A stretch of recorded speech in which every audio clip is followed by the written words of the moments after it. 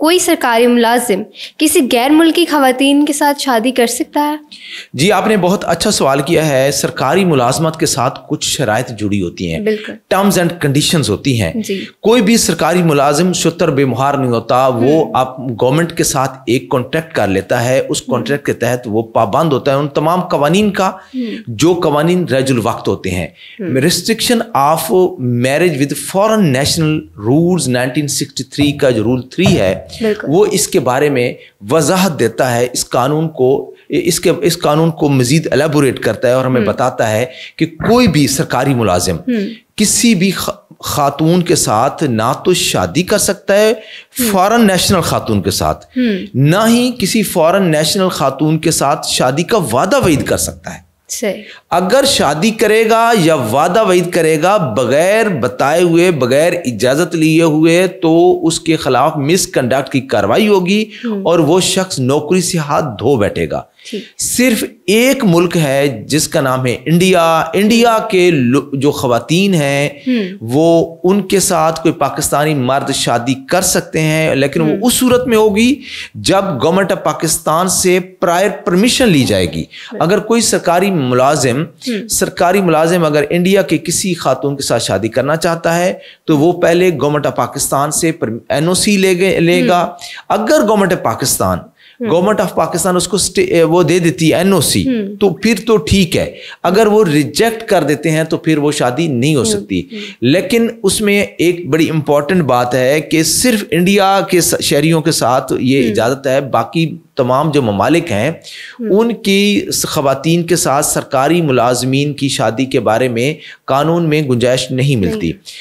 اس میں ایک چیز میں وضاحت کرتا چلوں کہ کچھ ایسی خواتین ہوتی ہیں جو پاکستانی نیشنل ہوتی ہیں اور وہ باہر کی نیشنلٹی بھی رکھتی ہیں, جیسے کوئی پاکستانی اوورسیز پاکستانی اور امریکہ میں فیملی رہتی ہے تو وہ امریکن نیشنل بھی ہیں اور سائملٹینیسلی وہ پاکستانی نیشنل بھی ہے.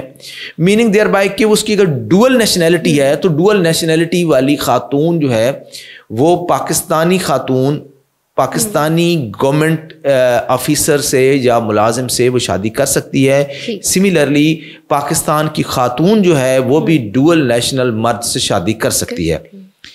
انڈیا کے بارے میں وضاحت کرتا چلوں کہ انڈیا میں کیونکہ پاکستان اور انڈیا ایک سب کانٹیننٹ, ایک ہی ملک, ایک ہی وہ خطہ تھا, بعد میں اس کا جو ڈیوائڈ ہوا 1947 میں تو بہت ساری فیملیز انڈیا رہ گئیں اور سملرلی ان کے رشتہ دار پاکستان آ گئے یا پاکستان میں رہ گئے, کچھ تو انڈیا چلے گئے. تو اس طرح کا جو بلڈ ریلیشنز تھے وہ آپس میں ان کی سپریشن ہوئی تھی. تو ایک کسی ہیومنٹیرین گراؤنڈز کے اوپر میرے خیال میں یہ اس کو انسرٹ کیا گیا.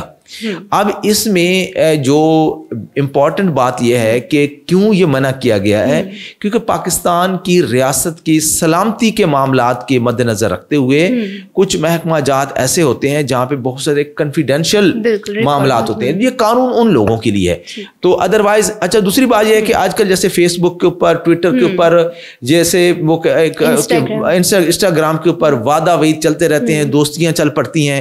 تو سرکاری ملازمین کا بھی تو دل ہوتا ہے, تو وہ بھی اگر کوئی اس قسم کا کوئی وہ ایکٹ کر بیٹھتے ہیں تو وہ وعدہ وعید کر بیٹھتے ہیں تو اس سے پہلے ان کو قانون کا پتہ ہونا چاہیے کہ قانون یہ کہتا ہے. اگر کوئی غیر ملکی خاتون کو ثبوت دے دیتی ہے اور کسی طرح کسی کو دشمن یا ان کا کوئی مخالف ثبوت دے دیتا ہے کہ اس نے فلاں خاتون کے ساتھ یہ وعدہ کیا کہ میں شادی کروں گا, ٹھیک ہے, لیکن یہ اس کو پاکستانی قانون میں اجازت نہیں ہے, تو ان صورتوں میں اس شخص کے خلاف یا اس سرکاری ملازم کے خلاف تادیبی کارروائی ہوگی, مس کنڈکٹ کی کارروائی ہوگی اور وہ اس کو نوکری سے برخاست کر دیا جائے گا.